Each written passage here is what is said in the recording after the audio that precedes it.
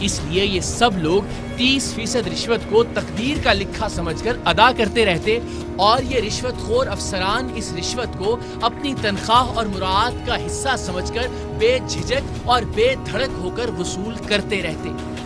District accounts office Mirpur خاص میں 30% کی اس بھتہ وصولی کی کنفرمڈ خبریں ہمارے پاس موجود تھیں، لیکن ان خبروں کو ثبوتوں میں تبدیل کرنے کے لیے رشوت دینے والا کوئی بھی شخص ان لوگوں کے خلاف ثبوت ریکارڈ کرنے پر تیار نہیں تھا، کیونکہ اسے آئندہ بھی یہاں سے پیسے وصول کرنے تھے۔ اور ہم خود میرپور خاص کے ٹریجری آفس کے ان رشوت خور افسران کی رشوت لینے کی خفیہ ویڈیو تب تک ریکارڈ نہیں کر سکتے تھے جب تک ہم نے آفیشلی میرپور خاص کے ڈسٹرکٹ ٹریجری آفس سے کوئی رقم وصول نہ کرنا ہوتی، تبھی تو یہ راشی افسران ہم سے اس رقم کا 30% بطور رشوت دینے کا مطالبہ کرتے۔ ایسے میں ایک نوجوان ان رشوت خور افسران کے خلاف میدان میں آیا، جس کی 21 مہینے کی رکی ہوئی تنخواہوں کی ادائیگی ٹریجری آفس کو کرنا تھی۔ یہ رقم 3 لاکھ کچھ ہزار بنتی تھی اور اس رقم کو ایشو کرنے کے لیے ٹریجری آفس میرپور خاص کے آڈیٹر بشیر احمد نے اس نوجوان سے 30% رشوت کے حساب سے 1 لاکھ روپے کا مطالبہ کر رکھا تھا کہ 1 لاکھ لے آؤ اور اپنی رقم کا چیک لے جاؤ۔ اس غریب اور یتیم نوجوان کو اس کے والد کے انتقال کے بعد ان کی جگہ پر محکمہ تعلیم میں نائب قاصد کی نوکری ملی تھی۔ یہ بیچارہ بھلا اکاؤنٹس آفس والوں کو رشوت دینے کے لیے اتنی خطیر رقم کہاں سے لاتا؟ اکاؤنٹس آفس والوں کا اصول تھا کہ کل رقم کا 30% یہ رقم کا چیک ایشو کرنے سے پہلے ہی یعنی ایڈوانس میں وصول کرتے تھے، کیونکہ ایک بار کسی کو پیسے یا چیک ایشو ہو گیا تو بعد میں اس سے رشوت وصول کرنا ذرا مشکل ہو جاتا۔ لوگ تب تک ہی پکڑ دھکڑ کر رشوت دیتے ہیں جب تک ان کا کام کسی دفتر یا افسر کے پاس پھنسا ہوا ہو۔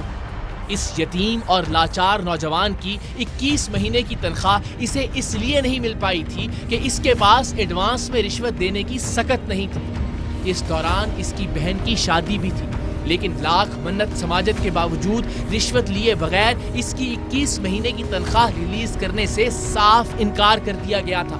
ہر طرف سے مایوس ہو کر اس نائب قاصد نوجوان نے خود ٹیم سریام سے رابطہ کیا اور ہم نے اسے اس کا حق دلانے کے ساتھ ساتھ ڈسٹرکٹ اکاؤنٹس آفس کے رشوت خور افسران کو بے نقاب کرنے کا فیصلہ کیا۔ ڈسٹرکٹ اکاؤنٹس آفس میرپور خاص کے آڈیٹر بشیر احمد کو مانگی گئی رشوت کی 1 لاکھ کی رقم میں سے 30,000 روپے کی ادائیگی کے لیے ٹیم سریام کا نمائندہ نوجوان نائب قاصد جنید کے ساتھ گیا اور آڈیٹر میرپور خاص بشیر احمد نے بے جھجک ہو کر سرے عام 30,000 روپے وصول کر لیے۔ ہم نے رشوت کی کچھ رقم ادا کر کے باقی رقم اس لیے روک لی تھی کہ جس دن ہم کیمروں کے ساتھ میرپور خاص کے اکاؤنٹس آفس پہنچے، باقی کی رقم ادا کرنے کے بہانے ہمارا نمائندہ اس آفیسر سے ملاقات کر کے اس کی اپنے دفتر میں موجودگی کی تصدیق کر سکے۔ کچھ دوسرے پروگرامز کی ریکارڈنگز کی وجہ سے ہمارا نمائندہ اس رشوت خور آفیسر کو پکڑنے وعدہ کی ہوئی تاریخ پر نہیں پہنچا، تو اس نے نائب قاصد جنید کو دفتر بلا کر رشوت کی پہلی قسط 30,000 دھمکی دیتے ہوئے واپس کر دی کہ اب میں دیکھتا ہوں کہ تمہیں تمہارے 21 مہینے کی تنخواہ کیسے ملتی ہے۔ مجبوراً اگلے روز نائب قاصد کا بڑا اور سپورٹر بن کر ہمارے دوسرے نمائندے کو اس رال ٹپکاتے رشوت خور افسر کے پاس جانا پڑا۔ ہمارے نمائندے نے اس سے پوچھا کہ بتائیے ہمارے لیے کیا حکم ہے، تو اس کا کہنا تھا کہ ہماری ڈیلنگ فائنل ہو چکی ہے اور میں رشوت کی رقم یعنی 1 لاکھ روپے کا بتا چکا ہوں۔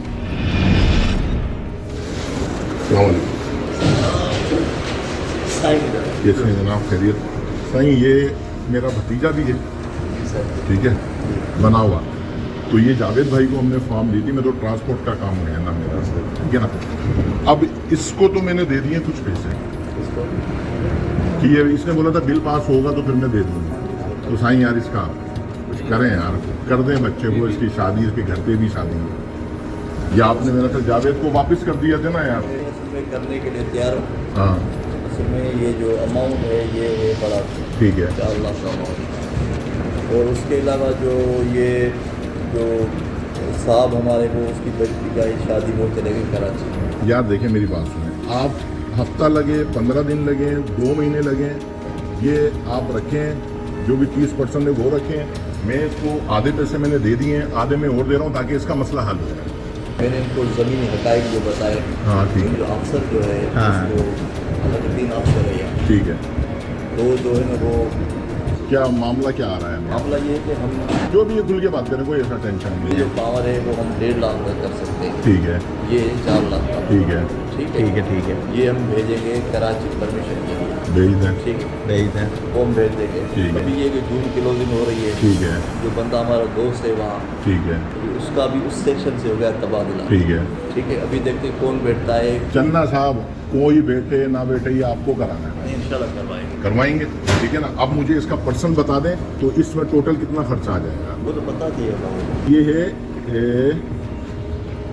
3,92,200 रुपए का। 283 इसका वो लगाए ना कैलकुलेटर नहीं, में। वो तो असल में क्या है कि उनके साथ मामला तो हमारे तय हो चुके हैं।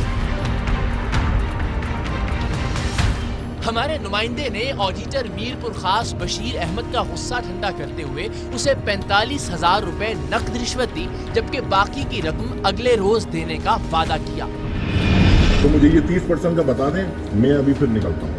फिर ये आपसे ये बच्चा राब्ता करेगा, मैं नहीं आऊँगा। ये तो एक पे डन हुआ था, एक पे डन हुआ था ना। मैं एक काम करता हूँ, मैं आपको 50 अभी दे रहा हूँ, ठीक है। और बाकी जो है ना ये बच्चा आपको दे के जाएगा जुमेरात पर, ठीक है। बड़े इंतजार ये गिने सब गिने।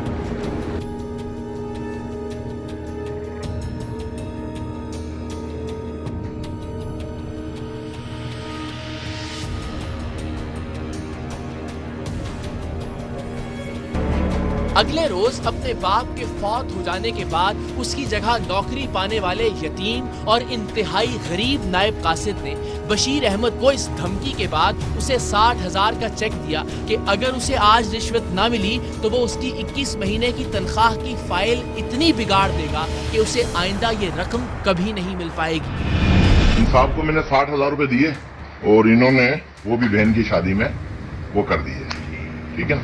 अभी आपको ये चेक दे रहे हैं 60,000 का, क्योंकि 5,000 मैंने इन पे डंट डाला है। बेटा साइन करो और इनको दे दो।